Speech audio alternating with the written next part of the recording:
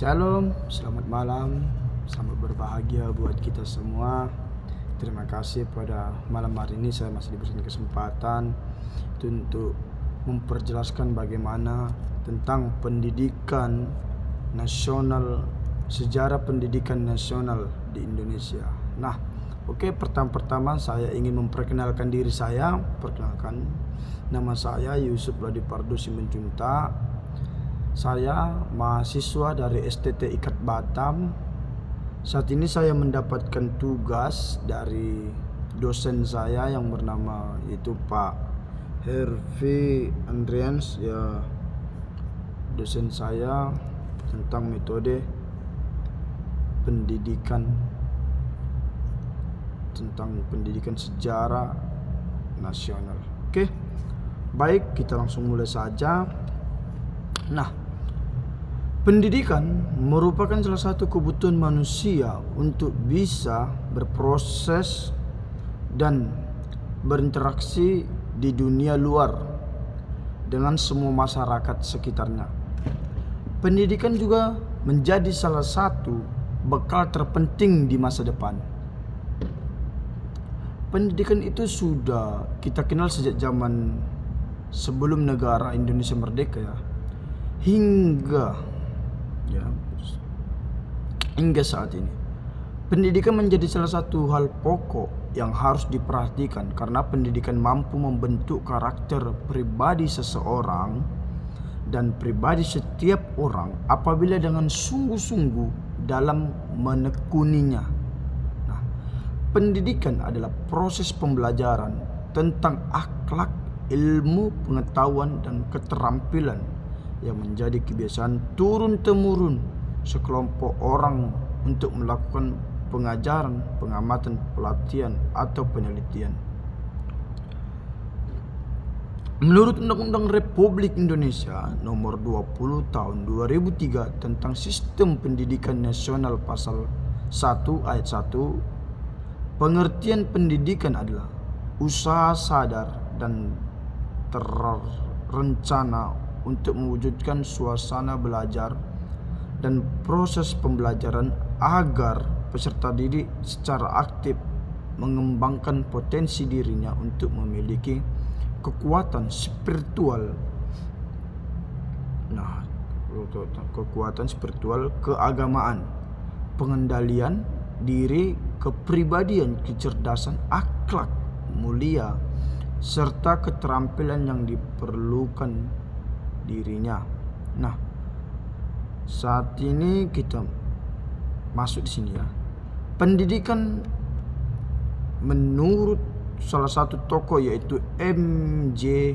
Langeveld pada tahun 1980 merupakan suatu upaya yang dilakukan secara sengaja oleh seseorang dewasa untuk membantu mencapai kedewasaan seseorang, terutama anak-anak yang masih belum dewasa, atau dikutip dari lamannya masuk ke Tokopedia ini.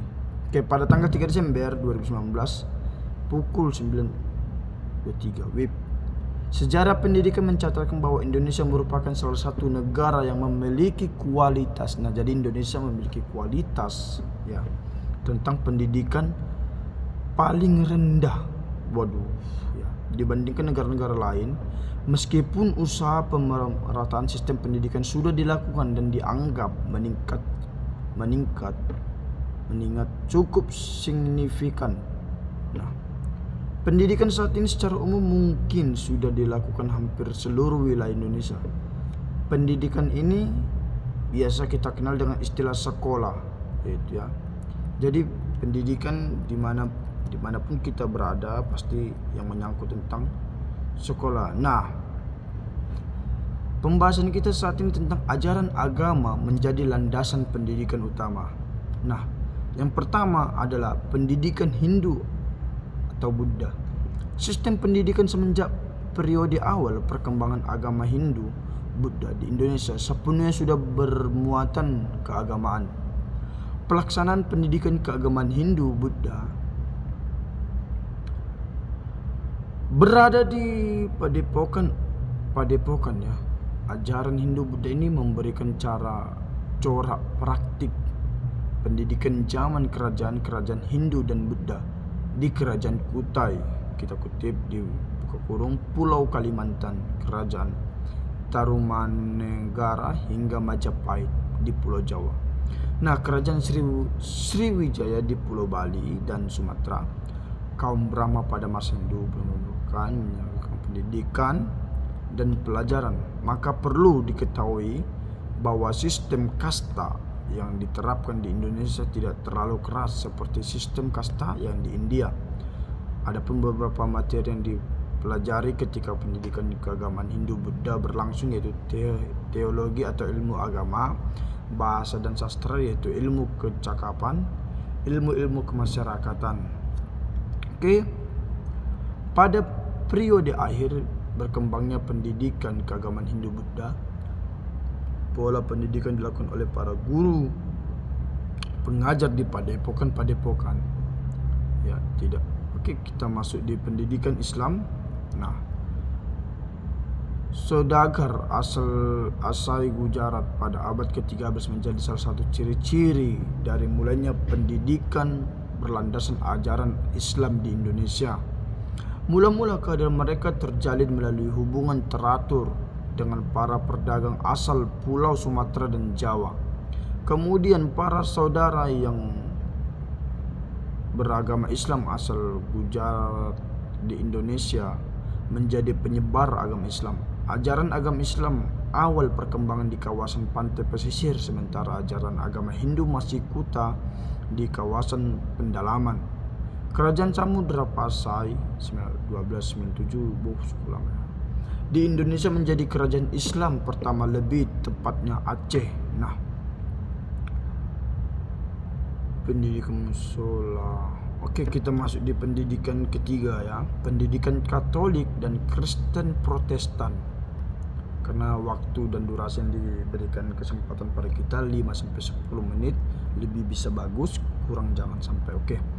Pendidikan Katolik bermula dari abad ke-16 melalui orang-orang Portugis yang menguasai Malaka. Portugis memiliki usaha mencari rempah-rempah untuk dijual di Eropa dikarenakan saat itu harga rempah-rempah sangat mahal. Portugis bersama-sama misionaris Katolik Roma berperan ganda sebagai penasihat spiritual, menyampu berjalan jauh disertai menyebar dan Katolik Roma menduduki suatu pulau, menjadi penduduk setempat sebagai pemeluk anak-anak setempat. Didirikanlah acara seminar-seminar, namun hanya sekitar setengah abad atau 500 tahun. Kekuasaan Portugis itu bertahan dan tidak berlangsung lama karena diusir oleh Spanyol. Nah, kita masuk di pembahasan pendidikan. Kepentingan penjajahan menjadi landasan pendidikan. Indonesia mengalami perkembangan dari aspek ekonomi yaitu perdagangan pada abad ke-16. Saat itu datanglah Portugis disusul dengan bangsa Spanyol datang ke Indonesia untuk berdagang dan menyebarkan agama Nasrani atau Katolik. Portugis datang ke Indonesia bersama dengan misionaris, salah satu namanya ialah Franciscus Xaverius dalam penyeberangan agama Nasrani dan Katolik. Nah, kita masuk di pendidikan pada masa Belanda. Belanda datang di Pulau Jawa, Indonesia untuk berdagang dan menciptakan kekuasaan baru. Setelah berakhirnya kekuasaan Portugis pada akhir abad ke-16, Belanda yang bergabung dalam Badan Perdagangan VOC menganggap bahwa agama Katolik disebarkan oleh Portugis perlu digantikan dengan agama Protestan yang dianutnya. Kita masuk di pembahasan ketiga, itu pendidikan pada masa Jepang. Jepang merupakan salah satu negara penjajah Indonesia yang berlangsung lumayan pendek, yaitu masa penjajahannya 17 Maret 1942 sampai 17 Agustus 1945. Jepang menguasai Indonesia di mana perang, segala usaha Jepang ditunjukkan hanya untuk perang. Kita masuk di pendidikan pasca kemerdekaan. Ada tiga bagian, yaitu pendidikan pada masa kemerdekaan, pendidikan pada masa Orde Baru, dan pendidikan pada masa reformasi.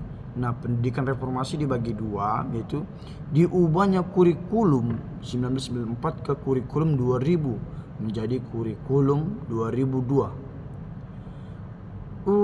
Undang-Undang Nomor 20 Tahun 2003 tentang Sistem Pendidikan Nasional disahkan pada 8 Juli 2003 yang memberikan dasar hukum untuk membangun pendidikan nasional dengan menerapkan prinsip demokrasi. Nah, kita bisa simpulkan, kita bisa dapat simpulkan bahwa sejarah pendidikan di Indonesia memiliki cerita yang menarik masa ke masa. Sejarah pendidikan di Indonesia di masa lampau hingga sekarang memberikan kita gambaran bahwa dalam bentuk apapun pendidikan itu tetaplah penting untuk membentuk bahkan karakter pribadi kita, walaupun sistem penerapannya berbeda-beda, tetapi pendidikan memiliki kesamaan dan tujuan yang sama. Mulai dari pendidikan keagamaan, pendidikan karena mengalami perubahan sesuai dengan kebutuhan bangsa di masa itu dan mampu menjawab tantangan. Nah, terima kasih, mungkin ini yang bisa saya bahas dan saya simpulkan tentang pendidikan, sejarah pendidikan nasional. Oke. Terima kasih buat kesempatan yang sudah disediakan. Saya ucapkan shalom dan terima kasih. Selamat malam. Tuhan Yesus memberkati.